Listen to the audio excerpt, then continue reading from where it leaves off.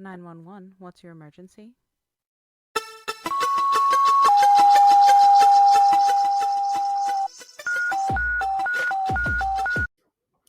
The following content is graphic, emotional, includes dark humor that may not be suitable for all listeners. Discretion is advised. These stories are based on real-life EMS, military, and healthcare experiences. Calls are real, providers are real, names and details have been changed to protect privacy. They may be disturbing to some and are definitely inappropriate for HR department. Any medical or mental health discussion is personal experience, not protocol. Use your damn brain. Follow your local guidelines, and when in doubt, call med control.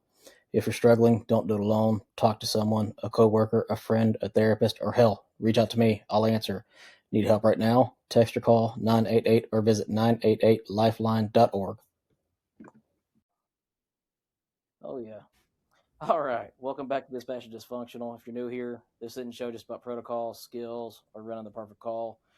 This show about what the job does to you after the tones drop, after the trust cleaned, after everyone assumes you're just fine. But today's episode's a little bit different. Not because of the topic, but because of the person. This isn't a guest. This is someone I work with, someone I trust, and honestly, someone I didn't even really know that long ago.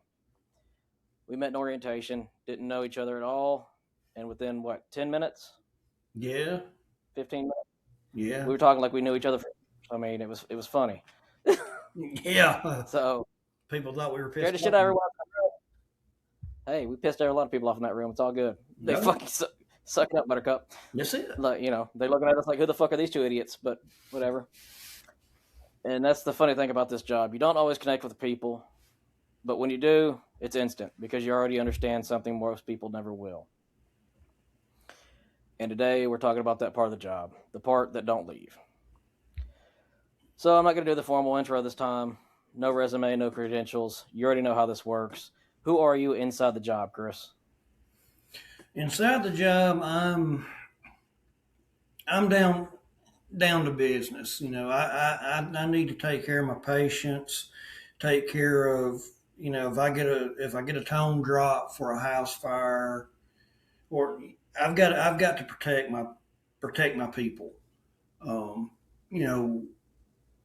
When I was a lieutenant, I've told my guys and my girls several times, look, when those tones drop, y'all need to be on top of your game because people, our community and the people we serve pay our salary, and they expect us to produce a really good product for them.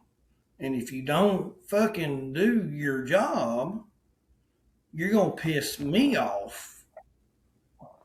And if I get, Said I piss you off every day. It's okay. I don't. You don't matter. I'm not a supervisor anymore. I left that shit behind when I moved from Birmingham. But again, inside the job, I try to portray myself as a professional. Now, you know as well as I do. You see how I am at work. Right. I relieve you every day that we have shift change. You see me when we are just chilling. You've also saw me when we've had to get down to the nitty and the gritty. Because yes, we've rode together to the hospital with a guy beating our ass. That was a fun day. That was a very fun day. Yes, I'm going to say that was a fun day. I was ready to fight some more. But, I love to fight when I have to. But if I ain't got to, I'm not going to. They'll just break your fucking hip. It's okay. Yeah, true statement. True statement. But I just want to do what's right and what's best for the people we serve. Now, yes, where we work at now in the industrial side, it's different night and day than being a municipal firefighter and paramedic, because there, being a municipal and also being in charge of those fucking monkeys, I had to portray myself as a very what's the word? I guess a very more upscale professional because, I've got my crew behind me that I've got to look after. I've got to make sure they're doing their shit right. And I'm not going to put them as a lieutenant in a leadership position. I will not ask my crew to do anything that I would do or I wouldn't do, and anything that I have not done. Um, if I ask my crew to do something, it's because I've done it as a probie, a rookie. Hell, even I still do it as a lieutenant. And I'm not going to put anybody in danger because at the end of the day, I don't want to go to, you know, your wife and say, hey, Miss Stockton, sorry to tell you this, but Chris was being a fuck stick and he got killed on the job. I don't want to do that. Right. And that's what I told my subordinates at Midfield. Look, Shit. as long I had a rule. You come in because shift change was at 7. So you come in, you check your shit off, check your trucks off, clean station if it needs to be cleaned. My rookies knew they had to do the bathroom. It's a rookie thing, okay? I mean, it's a rookie thing. I've done it as a rookie, and I expect my rookies to do it. You get shit done. Yeah, you get shit done.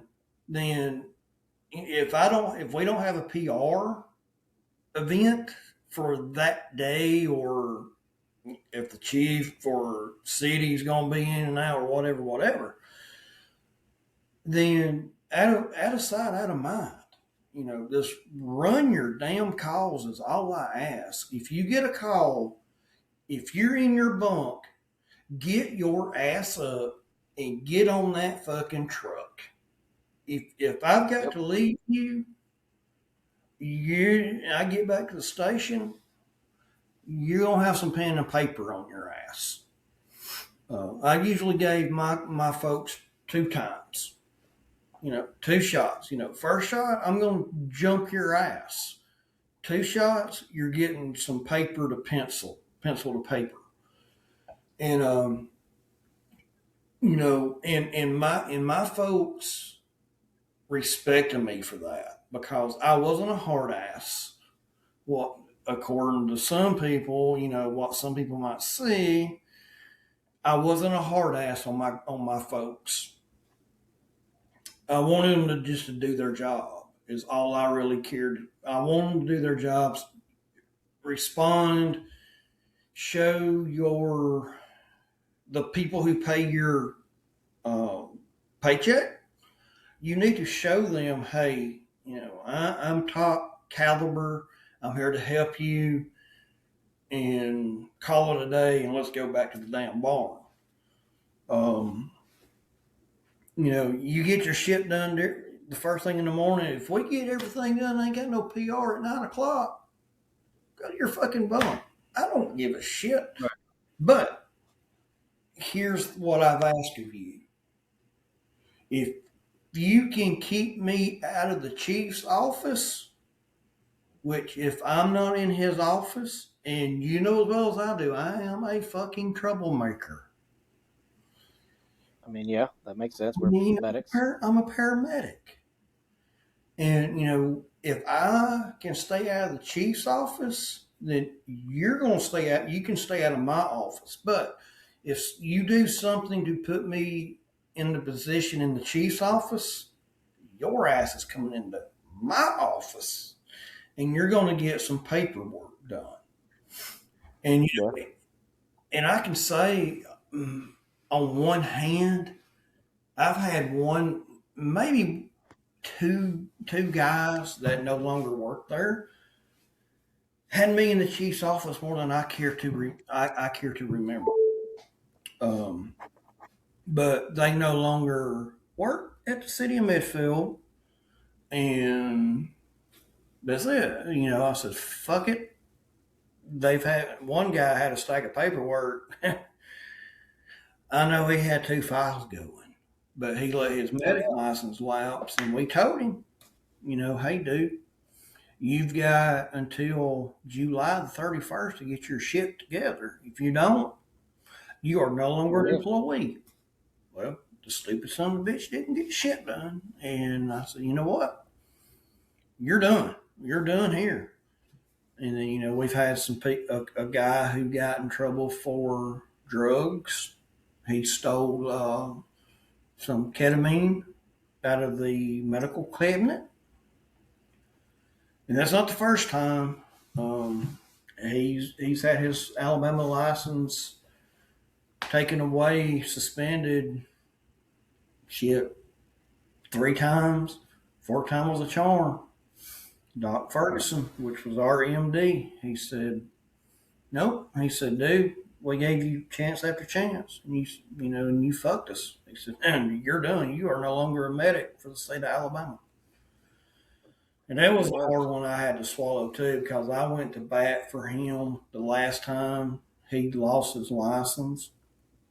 I went to bat with him for the state, and I said, "Yeah, the dude's a great dude. And he just made a bad mistake. You can give his license back to him."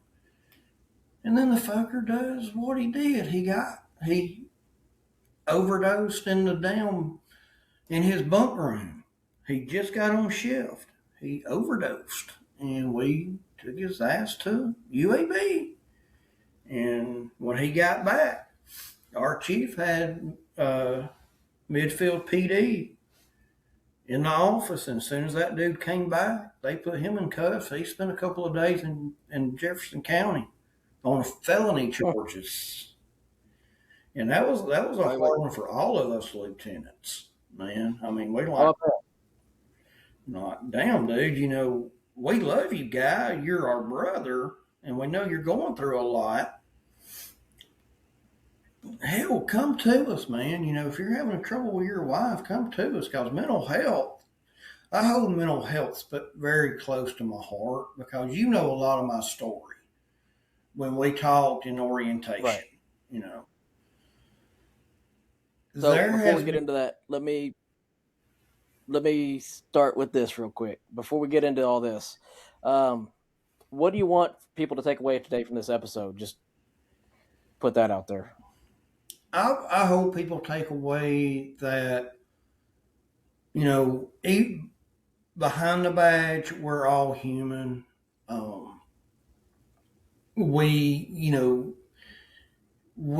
as first responders, we feel like we might be alone.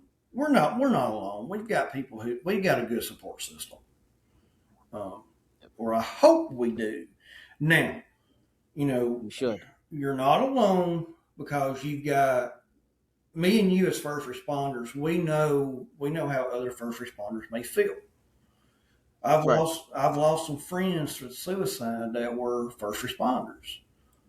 But I'm hoping to take people to take away that, although if you if you feel like you can't talk to nobody else, go to your superior, go to your lieutenant, go to your sergeant.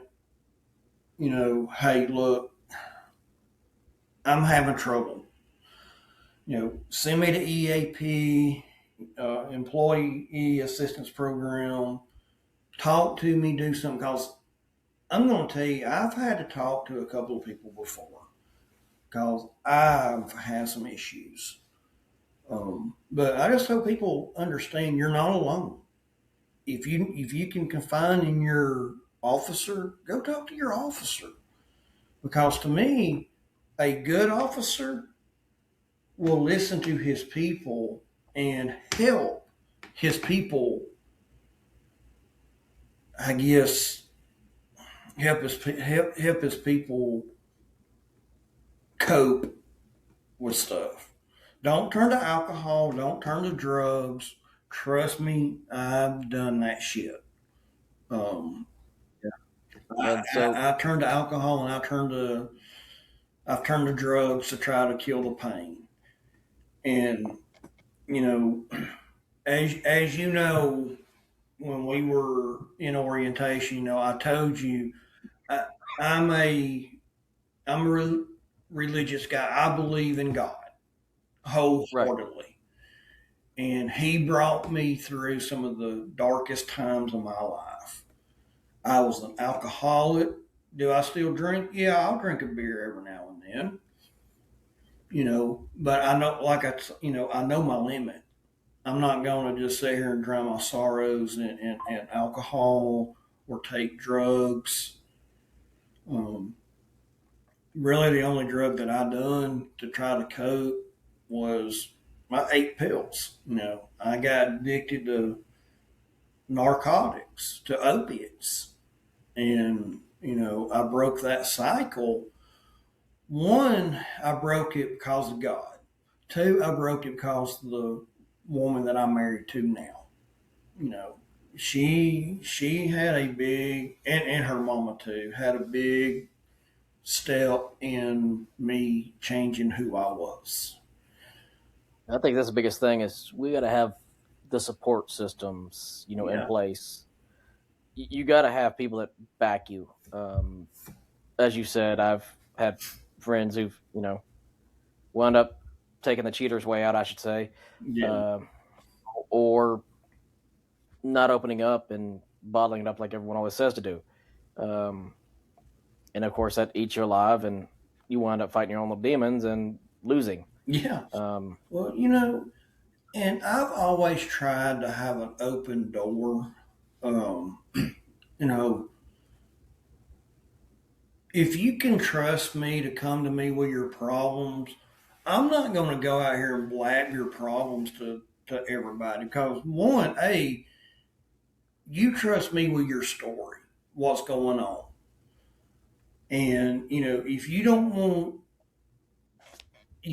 me to tell the chief, hey chief, this person over here has got this going on.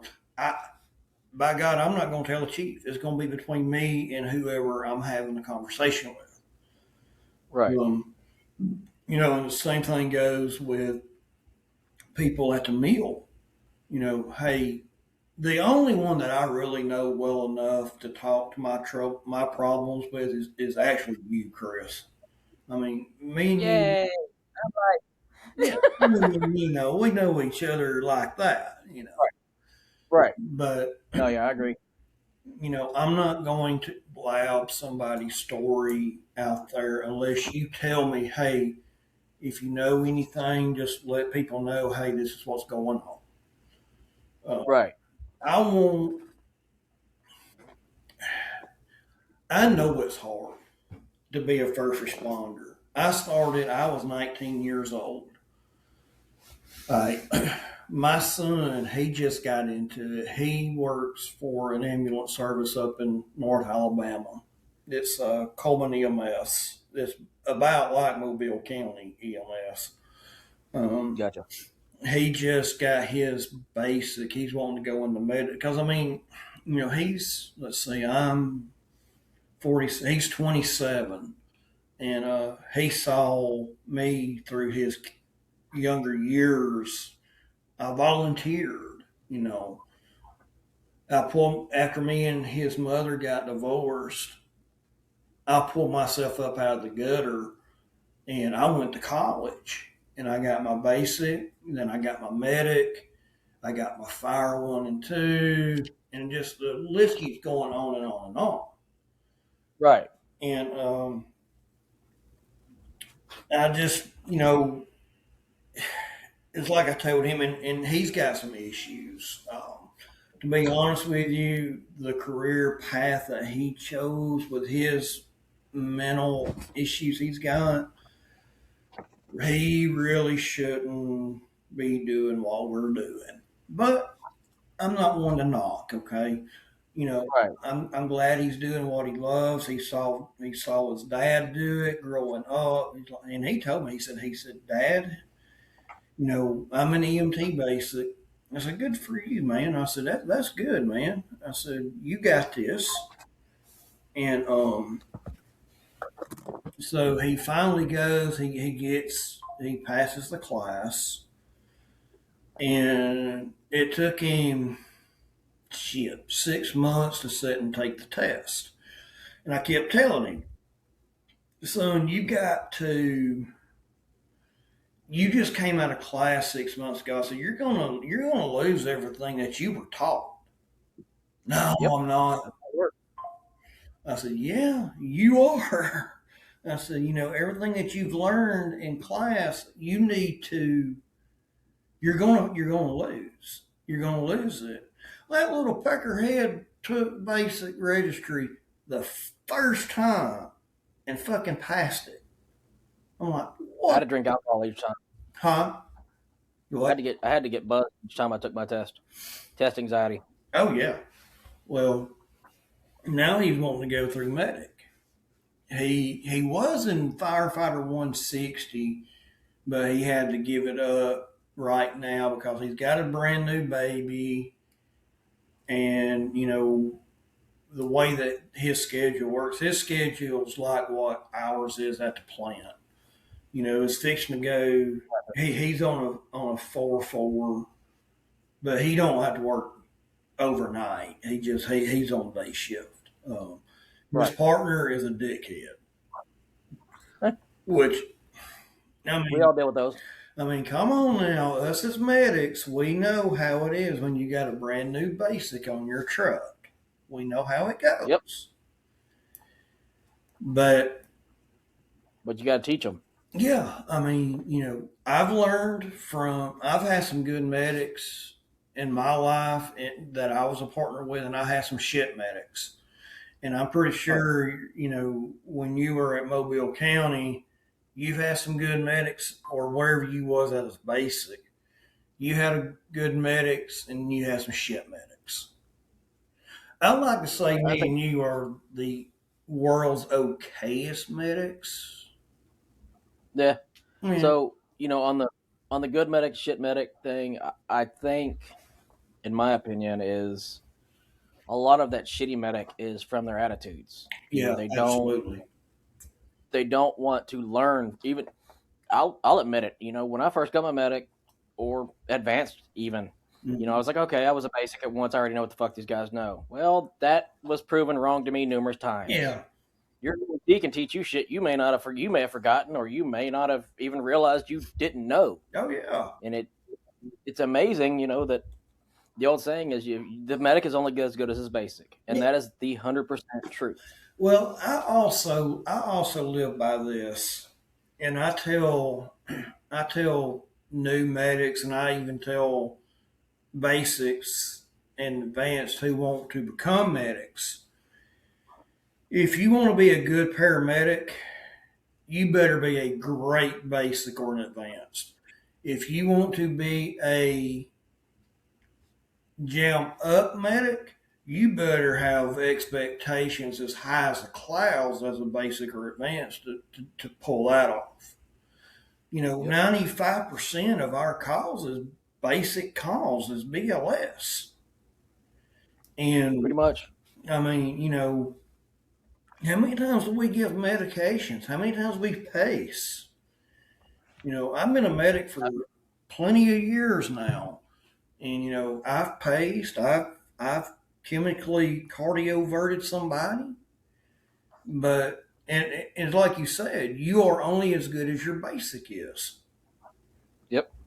Because I've had some basics that really got my ass out of a jam, and and they see shit that we may forget, like, hey, hey, paradic, got this. Go back and check this shit out. You know, Yeah. you paramedics think y'all know everything. We don't know And you don't. everything. No. Every day I'm learning something new. And I'll tell you, I'll sit and I go over my protocols, you know, like Oh with yeah. medication. You got to. You know, You have to. you may think you know this shit, but do you really? It's like Right. like with cardios, If we got a new medication that we can push that's in our protocol, I'm looking at my protocol book. Hey, can I give this shit? It's like Yeah. that. It's like that. That one call that me and you transported that one day. You wasn't for sure. Can we really give this medication for this issue? And I told you, yeah, we can. It's in our protocol. Yeah. No, Fuck you're it. right. Yes, sir. So, back to how we met. Forgot this question I had written down. So, why do you think in this job people either don't connect at all or connect instantly like we did? Oh yeah. I mean, why do you think that is? Stop it. Well, uh, us us as paramedics, we we got to have a sick sense of humor for one. We got to have dark humor. But with me and you, it's just like when I ask you, "Are you a medic?" Yeah, you, yeah, okay. Well, fuck you. Well, fuck you. Pretty much. You know, it's just as medics, we've got a different mindset. Me personally, I believe we got a different mindset. Um, you know, we can be a good judge of character. Sometimes our judge of character is like 15 miles way off. Yeah, of course. But I think with me and you, it's just like it was just something that just clicked. Right. You told me where you came offshore, and I told you I came from a municipality, Right. and it's just people don't understand us as medics what we've actually gone through in our career in our lifetime. When you said that you've worked on a box before with Mobile Oh yeah. County, I know you saw some shit. Just like Well, yeah. I I mean, saw shit. yeah, I've Um, worked for more than them, but you know, and that's the thing. I think it's honestly because when medics or even firefighters or first responders, period, whenever they meet each other and they know or understand that they're a first responder, we all know that we went through some shit. yeah, We all know that we went through it. We understand it, and I think that's the biggest thing oh is yeah, is we have a common denominator in the end, if you will, yeah, or a yeah, common factor yeah, that we can all understand and comprehend with each other. yeah, We yeah. can You know, empathize with each other on what the hell we've done. right. And the way that me and you were fucking with each other in that orientation, all these That other was fun. people who are not that don't have any idea what me and you do were looking at us like, do these fuckers know each other? No, we just met. Well, do y'all not Yep. like each other? Yeah, he's a cool dude. Well, why are y'all talking like that? We've Yeah, got can. a dark sense of humor. And that's one thing that my wife has started to understand after 15 years. Our dark sense of humor, you know, me and you know how our dark sense of humor is versus people on the outside, unless they Right. were close family, like EI wives, you know. Right. We we have to have that dark, and that is what I've told her. We've got to have that dark sense of humor to cope with what we have seen out on the box, out on the Yep. rig. You know, everybody who knows me knows my weakest point is children, and that probably can say for pretty much for all medics. Well, majority of the medics is cause a kid's got their whole life to live. Adult me and Right. you as You're halfway through your life. a brother, I see you, hanging on to life. I'm going to try what I can to keep you alive. Right. But if you die, oh well, sorry, You did what you I've done what I've done. But Yep. with a kid is it's different with me. One, I've got 5 grandbabies, and now when I was in municipal, now since I'm at Dauphin Island, I'm having to, am I going to run that child call? But when Right. I was municipal, I ran a lot of child calls. Now I can deal with the calls that, hey, they haven't felt good in a few days. They may have a febrile seizure. And I tell the parents, well, it's a febrile seizure. Give them some children's Tylenol. They're going to be okay. You know, Right. if it persistent, then we're going to take them to the hospital. Now, you know, I'll tell you, my very first call, I was 19 years old. It was actually on my 19th birthday. My very first Okay. call. Yeah.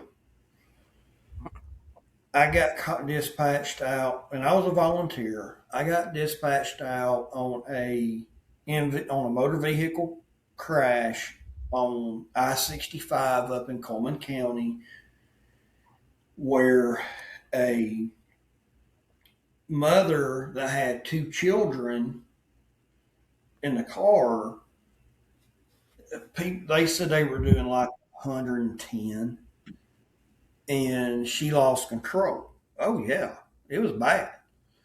And so she was going north towards the next county, and so she lost it going around the curve and down the mountain. She rolls. Well, the kids wouldn't, and the only person in a seatbelt was a 12-year-old, was her 12-year-old daughter. She was the only one in a Okay. seatbelt. The 4-year-old child was not in a car seat or a seatbelt. Well, You said he what? got ejected out of the vehicle at 110 miles an hour. He gets ejected out of the sunroof.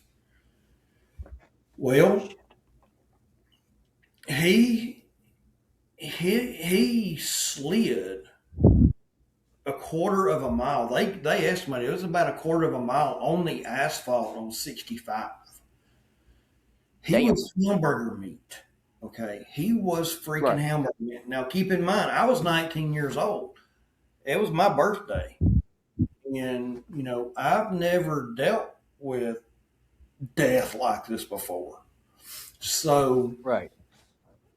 I'm walking on the street over on the interstate, and there was a tooth over here, piece of meat over here, brain matter over here, half of his head over here. And you know how the state marks, where things are or located in a wreck, kind of like a Right. marking move. Well, I'm looking at, Yeah. They. I'm having to dodge all this shit in the middle of the road. Teeth, skin. I think there was a finger over here somewhere. I mean, this kid he was hamburger meat, man. Well, I go up to where he was at. He was up against a guardrail, and he had already getting ready to be covered up by the corner, and and so I look at the kid and I'm like, oh, he's dead. That was the first death that I've ever experienced. And that Right. was with a kid.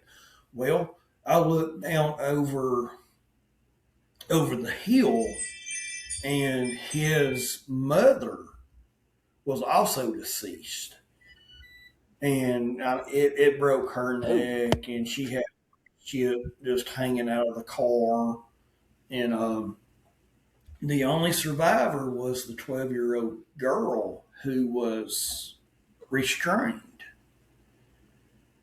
and that was the beginning of my mental state, because I was young. I was a young pup. I just got into the service, and Right. me seeing that at 19 years old. Well, now I have seen a lot of death in my career. Because I've been a career firefighter for a very, very long time. Um, I've gotten Yeah, what kids was it? 25 back. years, I think you said. Yeah, yeah, about 25, and I've got kids back. I've lost kids. Um, there was another call that I ran when I was a basic on the ambulance. We got called to back in the gosh, I want to say back in like 2016, there was this gang going around with kids where they wanted to strangle themselves to get that high.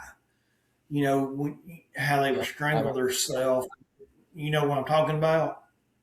Strangle yourself and then all of a sudden just let things go and you're back. Well, this kid, Yeah. he was, I think he was 12 or 13, and he was home alone by himself, and he wanted to play the game just to get that high. So he hung himself.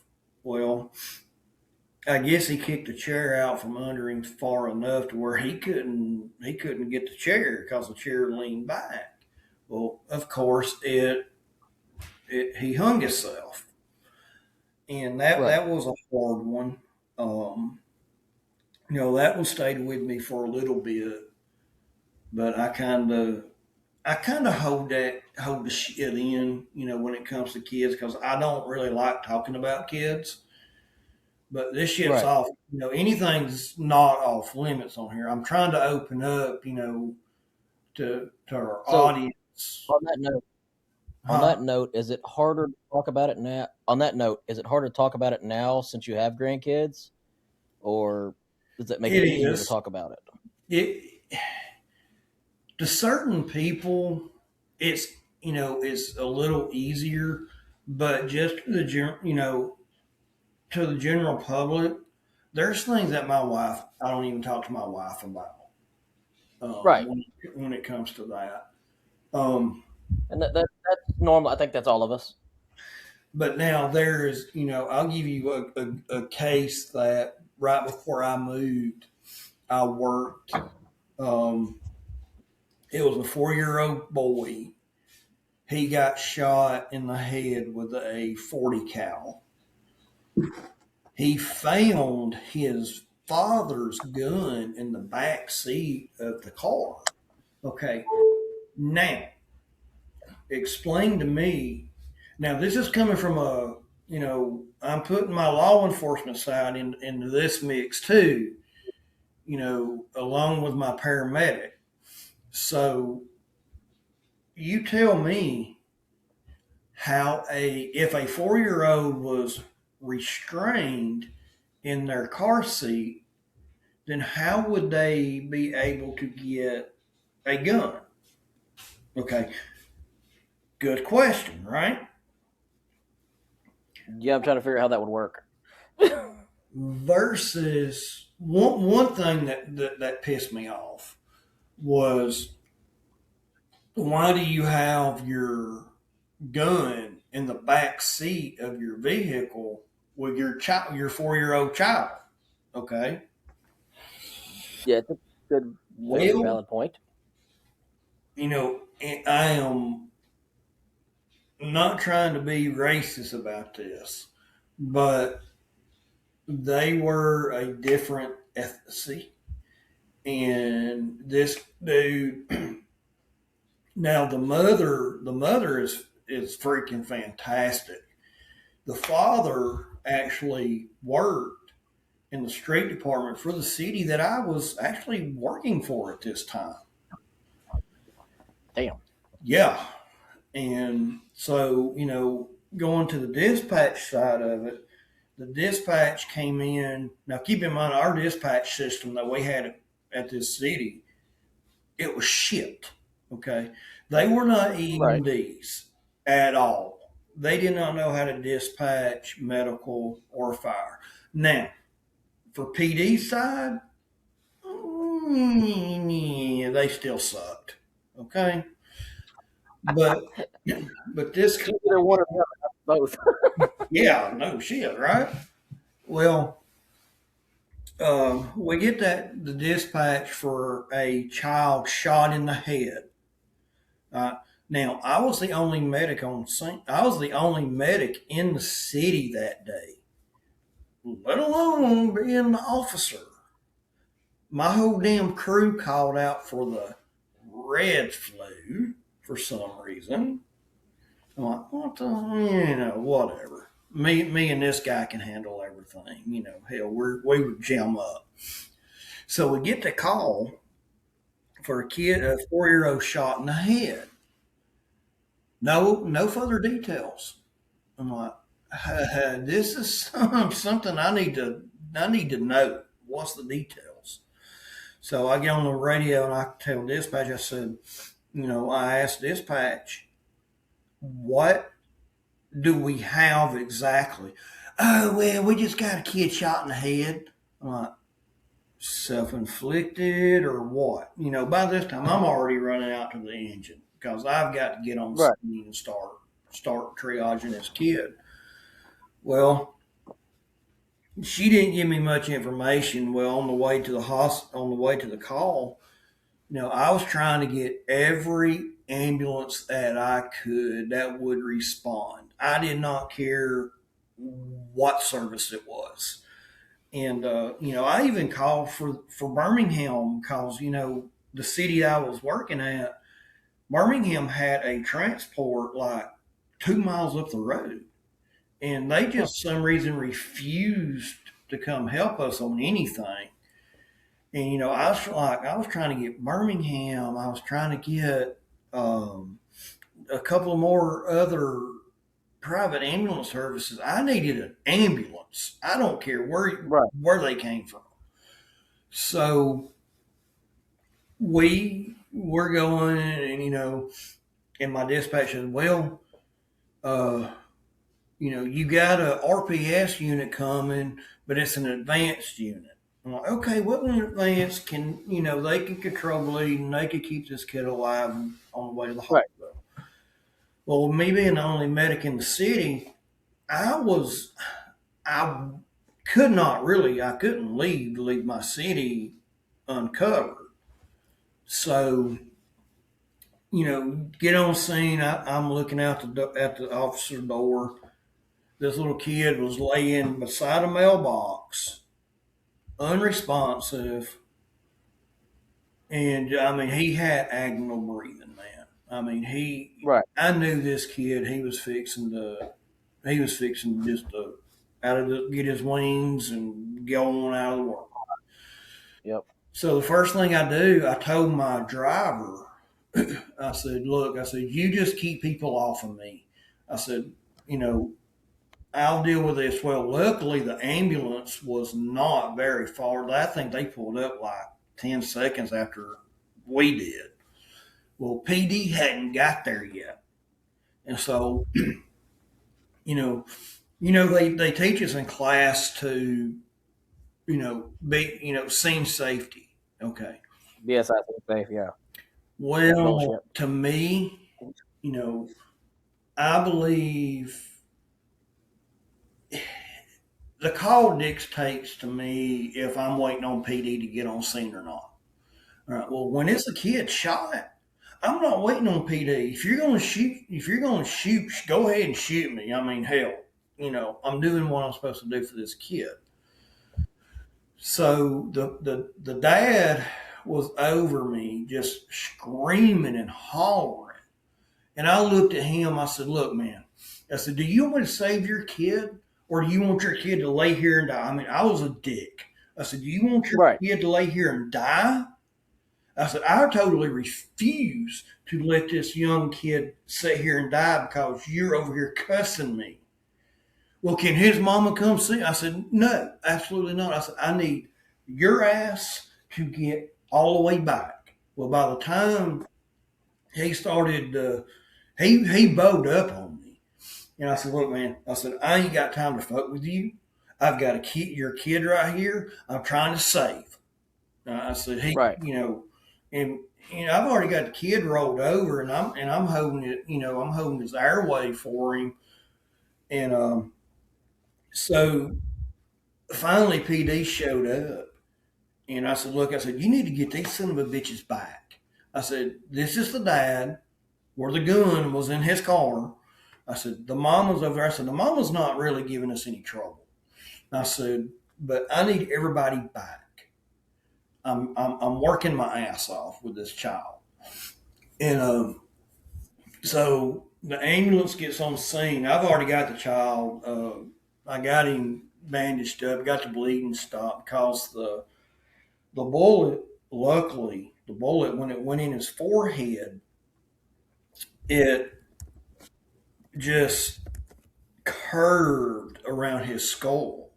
Now it did take Oh, it did take some skull fragments with it because it was a 40 cal, of course. and so got the kid breathing again, got him responsive, got him in the back of the ambulance, and now the advanced EMT, I know her and everything, and I said, I opened the door. I said, "Here," I said, "y'all just go to Children's." I said, "I'll call TCC." She said, "I can't do this by myself." I said, "Look," I said, "all right," I said, "I'm the only medic here."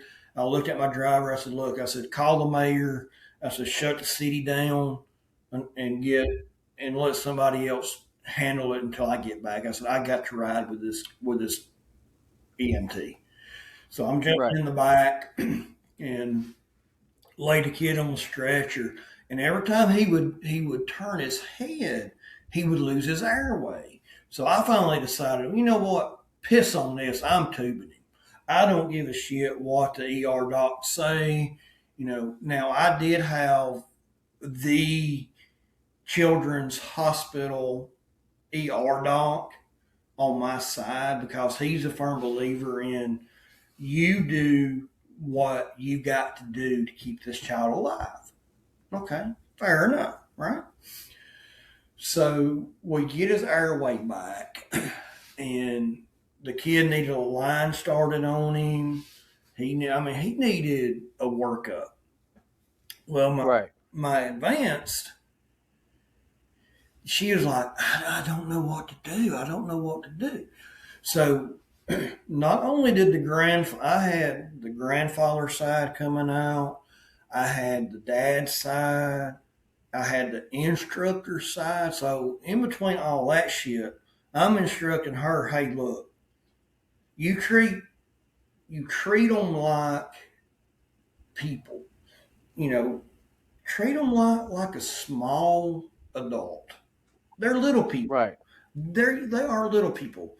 You do for them what you do for an adult, but you just cut it in half." Ourselves. Yep. You know.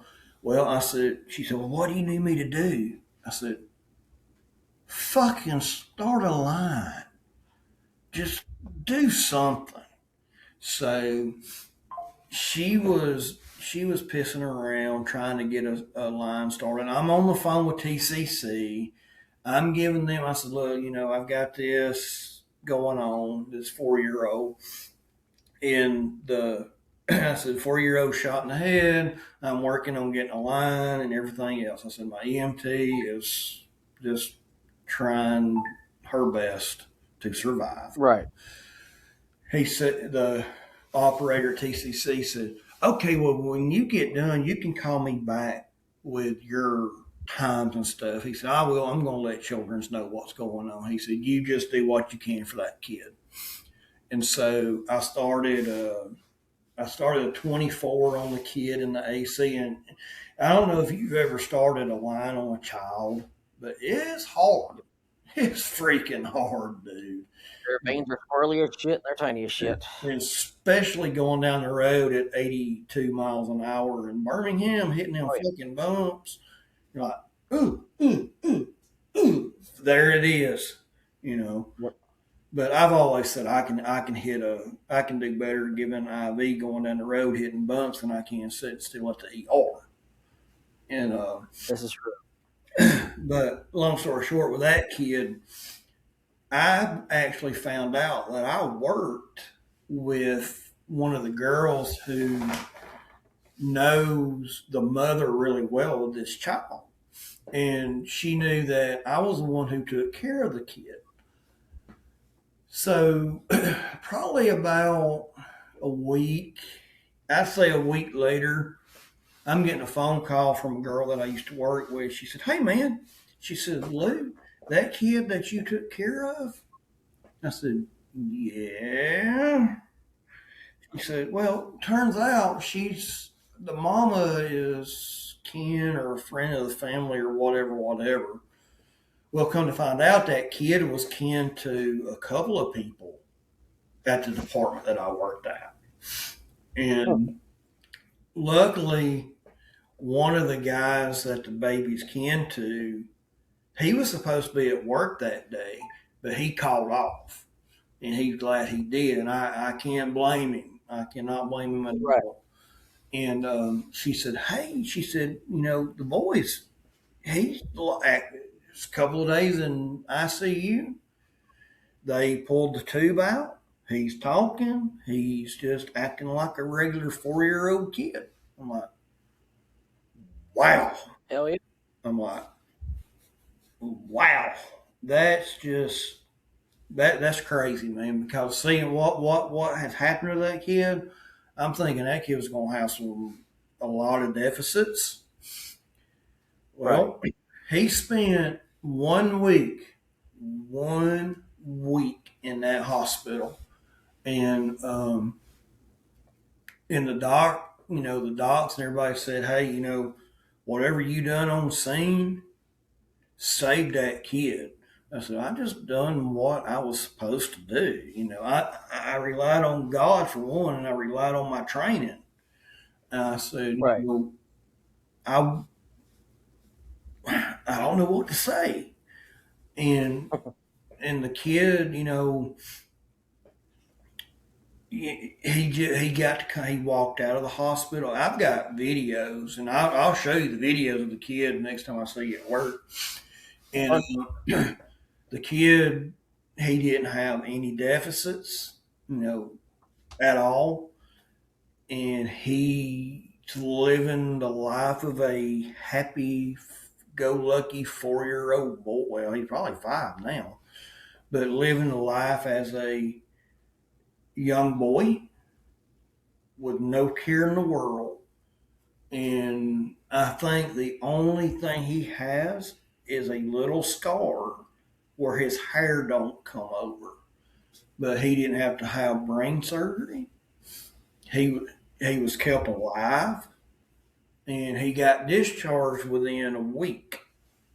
And to me, that's what makes, hearing stories like that and seeing the outcomes like that as a paramedic, not just an officer, not just a firefighter, but as a paramedic who's got small grandchildren, knowing that I made a difference in a kid, not just a kid, but a family's life, and this kid's going to live a full life. That is one of the stories, and it's not a pat on the back by any means. It's just a story I like to share. Hey, God's in this. If you got the skill set, you preserved a life, and this Yep. kid's going to live. This kid's going to live his whole life. Just probably don't even know what happened. He probably don't even remember what happened to him. You know, but the family and the community is going to know. Hey, the paramedic done what he had to do, and he used all of his resources that was at his disposal. And that was Right. just one, that's out of all my stories that I could tell, that is the one I believe is going to stick with me the most, is because I saw from start to finish on this kid. I saw where he was knocking on heaven's door to where he walked out of that hospital room and living his life as a 5-year-old child now.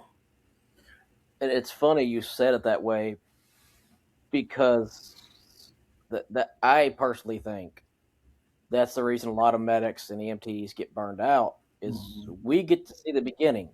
Yeah. We don't get to see the middle. We don't get to see the end. Mm-hmm. You know, in the human mind, our psyche, it doesn't approve or really appreciate that because we don't get closure. Humans need closure. They need some kind of information. We are, beings that need information to be able to survive. We Yeah. we cannot not know things. And working on these victims and patients, we have to have some kind of awareness or affirmations, if you will, on what happens in the end. Mm-hmm. I've always called myself. I always call the ERs like, "Hey, how's that patient I'm doing? Bring, Yeah. I brought, this is whatever truck. This is the medic. If you can, please give me information on bed number. Blah blah blah." Yeah. You know, Yeah. and I 90% try of to the do time they're that. all right. Yeah. I try to So, do that. So, you know, and that brings me to my I'm next like question you too. are. Is You know, I'm like you, Chris, because I want to know, did one reason I want to know is because, well, I want to know if my patients are survived or are going to be okay. Second, that shows me that my treatment was right. You know. right. It Um, helps improve the outcome. mm-hmm. Correct. Like with that kid, the basic thing that I done with him was stop the bleeding and control his airway, and the kid survived. You know, the kid survived. But you know, and the ones that stick with you the hardest are the ones that you can't get back. Now, if this kid would have died, I would be second guessing myself. Was there something I could do more? Did I do something wrong? And I tell new medics this all the time. You don't second guess yourself, because if you do, you're gonna screw up. Oh yeah. It's okay to screw up. You know, I was a young medic once. You was a young medic once, and I'm pretty sure you fucked up several times, like I have. And 100%. I mean, as of this day, as an old seasoned medic, I still fuck up. You know, Oh yeah. and Tom will We're tell human. you. I mean, we're gonna. You know, um, Yeah. Well, you fuck up work. It's okay. yeah, I don't give a shit. You know, what do we do at work? We have people come in for drug tests. That's pretty much all we Right. do. Well, itself. I'm gonna have to say this. You are the only paramedic that I know that has transported 5 people out of that plant. I mean, I might be a black cloud, but that's not the point. Well, you're the black cloud with the transports. I'm the black cloud with the damn mill blowing up. And Yeah, Monty it's will all tell good. you, hey, I'm a black cloud. But I think my black cloud's finally trying to pass on over. But you know, and I guess with about the mental health part of this is it, I'm not trying to say people's not strong enough to handle this. You know what you're getting into when you sign up to do any kind of first responder. You know, when your first day of EMT basic, or hell, I'm going to go less than that, as EMR, okay? Your first day in a medical class, they're going to tell you this shit ain't for everybody. I mean, it's not for everybody. And, you know, I, you gotta have strong mental, you gotta have a strong mentality with this shit. You know as well Oh as yeah. I do. Your mentality's got to be strong. You can't, and I hate to use this. You can't be no weak ass. Everything hurts my feelings. I can't do this shit anymore. I can't take people telling me what to do. You can't do that in this shit. You got to have your mentality. Hey, okay, it's gonna be some shit days. It's gonna be some great days, and it's gonna be some days that I want to fucking die. Well, Yeah. I, I'm not going to say that I've ever contemplated suicide because I haven't on the first responder side. I coped with my issues by, like I said, like drugs and alcohol, and but now I cope with mine, through a lot of prayer, putting my trust in God. Um, my mental health is really, it's came a long way, but it's not where I want to be. I could tell you, yes, I'm not thinking about suicide, you know, and like I said, I've lost some friends that just could not handle it, and you know, I tell everybody, look, I've got an open phone line. If even my closest friends that's not in first responders,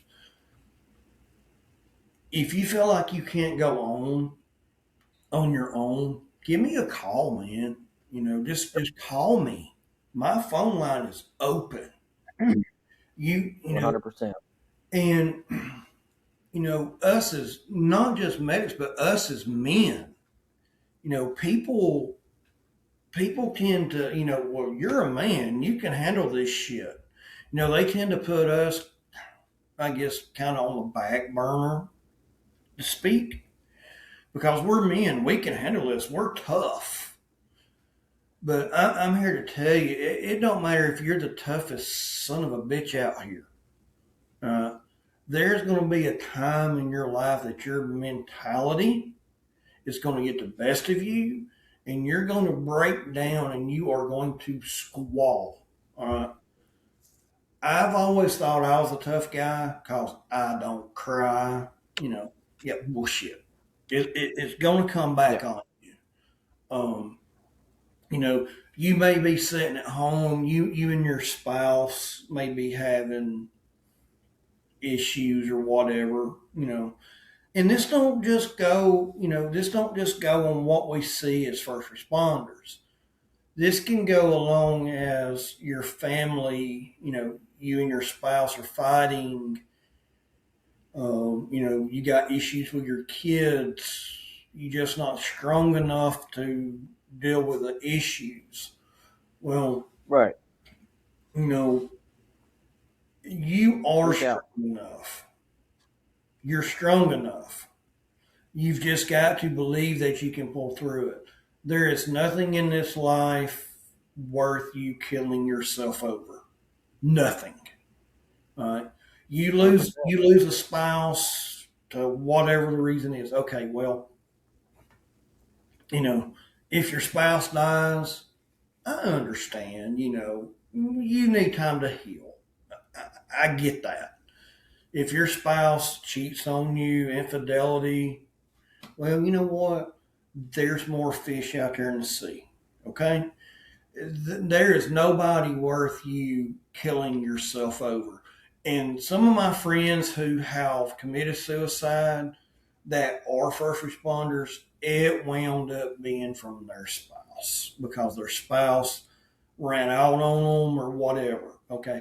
Now, with us being first responders, we know that our married life takes a very big stress. It's stressful on our spouse, especially we're gone 24 to 48 hours at a time. Okay, now Right. and our spouses don't hear from us in a few hours. They think, "Oh my God, the worst has just happened to my other half." All right. Yep. I understand we miss, and I tell new people coming in, we're going to miss holidays. We're going to miss special occasions. We're going to miss birthdays. We're going to miss X, Y, Z. Okay. Yes, it is very hard on your family. All right. But, if your spouse can't see that and work with you and work through you and support you, there's always somebody out there who will. I promise you. My wife now, she loves what I do for a living. She knows, hey, I'm not going to be home in 24 hours or whatever.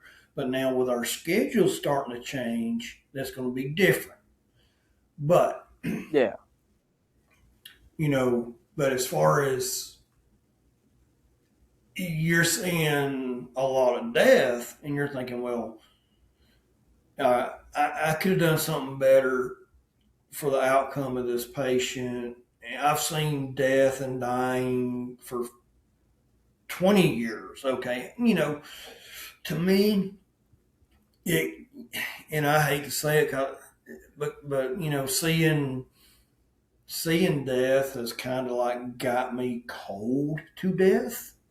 I mean, Right. it is what it is. But when it comes to a kid, that's totally different. Um, when it comes to my loved ones, totally different. I don't want to see nobody die, but I know it's inevitable. But Right. but if you're to the point that you can't handle, all the stress with whatever's going on, if you're to that point to where you want to just commit suicide and be done with it, you think the world's a better place without you in it, I'm here to tell you it's not. Everybody on this earth is here for a purpose. There is a purpose for you to serve. It don't matter in what capacity. It don't matter if it's being a first responder. It don't matter if it's just being a mechanic or whatever. Everybody here in this world and is in the sound of my voice, you are worth more in this life than what think that you think that you're not. I promise you, you're worth more to people in this world than you know. It might be Oh, your yeah. kids, it might be your mom, your dad, or whoever. If you ever get to the point to where you feel like you can't keep on and you want to just end it all, talk to somebody. My gosh, there's programs out there to help you. The suicide hotline. You call suicide hotline. I want to commit suicide. They're going to And get text them. they're going to get the 911 agency in your area to come and they're going to stay on the phone with you too to come get you and take you, get you an eval. If you don't want to go that route, talk to somebody that you know, that you trust. It could be your mom, could be a preacher, it could be whoever. But if you just don't bottle it up inside and let it eat at you to the point to where you just want to end it all.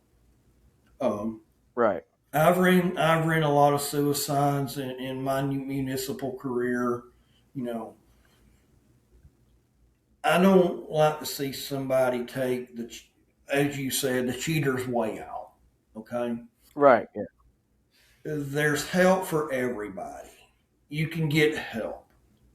You know, don't do what I've done either. You know, and just coping mechanisms, alcohol and drugs. You know, if you got to do anything, get a big nicotine and caffeine habit. That'll help you.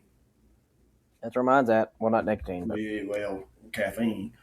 But oh yeah. you know, I'm an open line to any of my friends or anybody who's got my number. You know, I will try my best to help you out and talk you quote unquote off the ledge. Um, I don't have all the answers, but if you just need an ear to talk to, man, you know, find somebody. You know, with my friends, I'm always available. It could be 4 in the morning. You know, Oh yeah. hey, I've got this going on, and I don't feel it. Okay, where you at? I'm on my way. Same here. Yep. And you know, it's just us as a first responder community. We are a brotherhood and a sisterhood. I don't care if you work for a private ambulance or you in fire and EMS and rescue. We are all family, and we are all supposed to be here for one another and help each other through, and not judge, help each other through their toughest time in their lifetime. Um, if you need to go and talk to a counselor, you know, get some mental help. You know, Right. I think what is it, June? That's Men's Mental Health Month or something like that. And I'll go to, and if your job will let you Yeah. take a mental health day. I mean, what are they gonna do? Fire you? I don't think they can fire you for a mental health day. If I need to take one, I'm gonna take one. Okay. Um, but a mental health day is just a day off work. You go do you boo boo and whatever. But if you do need help, I just, reach out to the suicide hotline, reach out to your community that, somebody you can trust. But I think with us as first responders, we all need to stick together and help each other out. You know, when we're dispatched, we are definitely damn dysfunctional.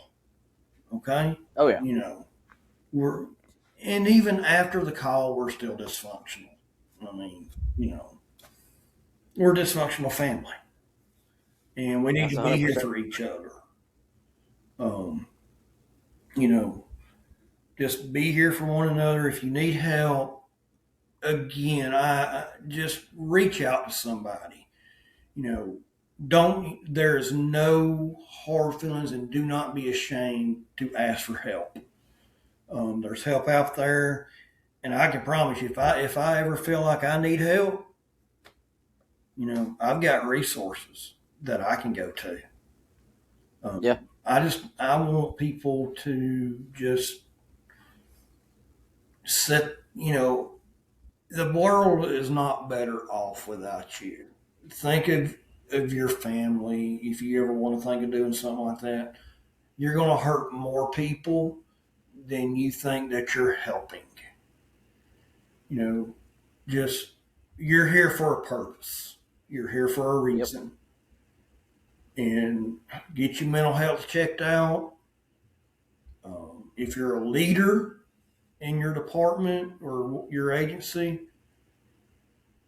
be the type of leader that you would want your crew to follow. Don't be a shit dick. Don't be a shit bag. Don't tell your crew to do something that you would not be willing to do. Lead by example. To me, leading by example is the perfect leadership.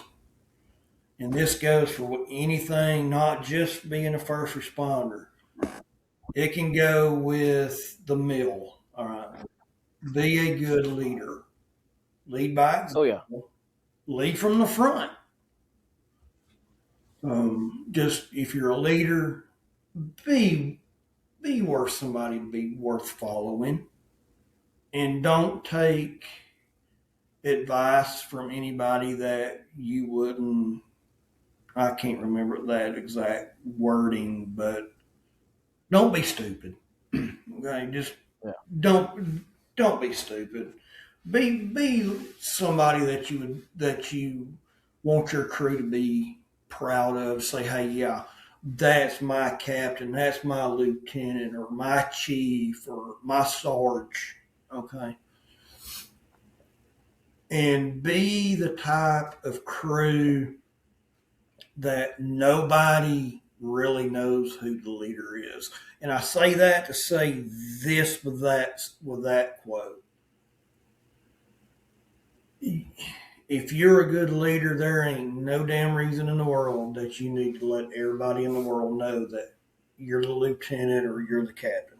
Your crew's going to know who's in charge. You ain't got to go flop your pecker around and say, hey, I'm the chief or whatever. If you're worth anything, your crew already knows it. So be somebody that you want your crew to look up to be proud of, and by God, be somebody that your community is going to be proud of. Don't be some slapdick out here,